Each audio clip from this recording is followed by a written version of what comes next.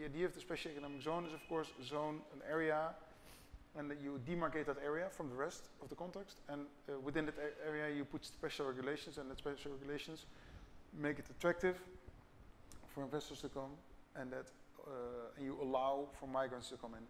And that makes it a kind of hotbed for economic growth. Right? That's basically what you do. That also happened in Shenzhen, so in '78. The rest of the country was still communist, but it was allowed to open a company in Shenzhen, and foreign investment was allowed, and it was also allowed to migrate there. So we had basically 500 million people or without a job, without a proper income, and you offer one island where people can have high income, and you have neighboring Hong Kong where there's a lot of money, and that made economic growth explode somehow in that city. Now the interesting thing of Shenzhen is, of course, that it went through a complete, a couple of iterations, yeah, from basically being a fisherman's village to being a completely industrialized town to being a city that is completely, that has the highest number of PhDs in China and the highest number of patent applications and so forth, from physical to intellectual production somehow. That's, of course, insanely interesting, and that over a period of 30 years instead of 300 years. That will be regular for this kind of period, right? The idea was, of course, that you create this reality to test it out very far from Beijing, so you don't have if it would fail, then they could put a gate around it and say, well, this is, okay, this failed. That's a pity. You know, but they would not have, let's say, direct political influence and so on. But if it would succeed, then they could replicate that model. What was so smart is to do that in a confined kind of way. So it's basically saying, okay, I want to repaint my house. Let's test here if I like green, and then say, oh, then we can continue. That is in the end what happened, because then, you know, then they started to use that same kind of capitalist model in other cities, in other environments, and in all kinds of different ways, because it was clear that it was more successful. Of course, with success, there's also a lot of failure. So there's in total 6 economic zones of the same kind of type in China. Shenzhen is by far the most successful one. There's also Shantou that is not successful. Xiamen, that is somehow more successful because it's related to and close to Taiwan. And Zhuhai is sort of successful, but not so. Anyway, there's a couple of them. And there's like 190 or something special economic areas and designated areas. China is not unique in this model. It was invented already in the 19th century. Shannon in Ireland is also a good example, and that's also the reason that one of the main boulevards in Shenzhen is called Shannon Boulevard. And now China is also exporting this model to Africa. So we've seen economic zones in, for example, Addis Ababa and Dukem, and close to Addis Ababa, where China is setting up a zone that is actually completely outside of Ethiopia. So there's, for example, shoe producers there that get their material from the port of Djibouti, then it gets transported to this particular special economic zone. There's a collaboration between the Ethiopian government and the Chinese government. These shoes are being produced there by African workers, Ethiopian workers with Chinese management for an American company, and that American company sells its shoes again in Europe. Somehow true globalization is happening in this particular area. That model is indeed exploding all over the world, so everywhere there's economic zones now. The disadvantage is of course that it's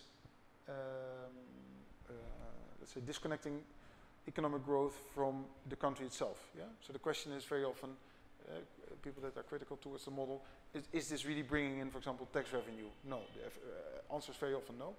But does it bring in work? The answer is very often yes.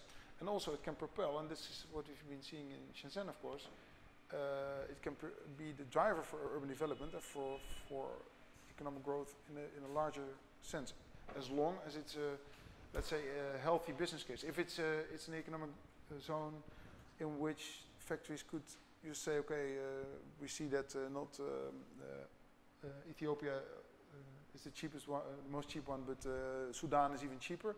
We pick up our stuff and we move. Yeah, then it's a model that's not really viable. So it's also it depends very strongly on how government make the deal with businesses that set up shop there.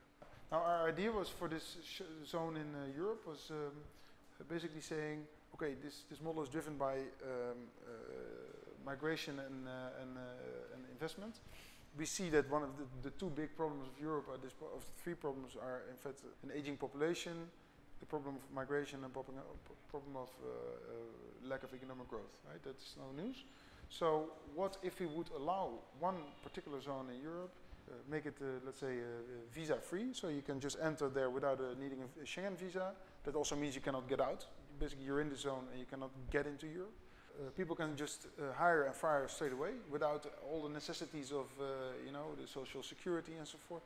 And you can easily set up a business there, easier than in the rest of Holland or Europe, for that matter. Now, that could be a driver for insane economic growth, of course. The people that would enter this zone probably are the smartest people around. For example, the people that are on these boats that are now drowning in the Mediterranean are very often the most successful people that the country produces, because they're able to get the money together to get on that boat, and also they have the ambition to improve their lives.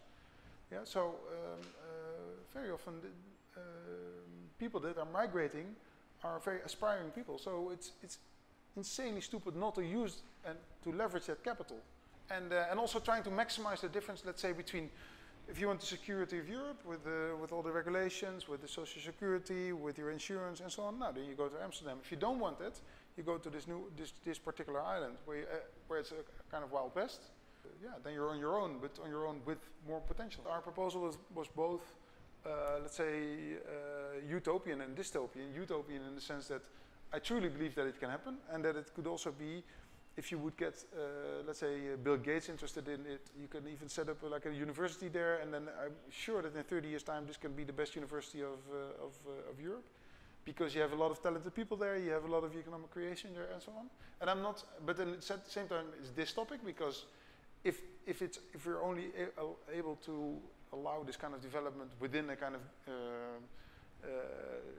like big prison, maybe it's not the way we want our world to look like. I don't know, but maybe it's better than a big graveyard in the south of Europe. So we proposed this as a utopian or dystopian thought, but a very theoretical thought. And then we started, you know, talking about this and writing about it, and we wrote a book about it. And then the Dutch government started to pick up on it, and we started to talk actually to the governor of the province where we proposed this kind of idea. And they were super interested in it. They put in a commission that they put to work to investigate this idea. And at a certain point we found ourselves in committee meetings where we were hearing how local government and entrepreneurs and local politicians were trying to put together this idea.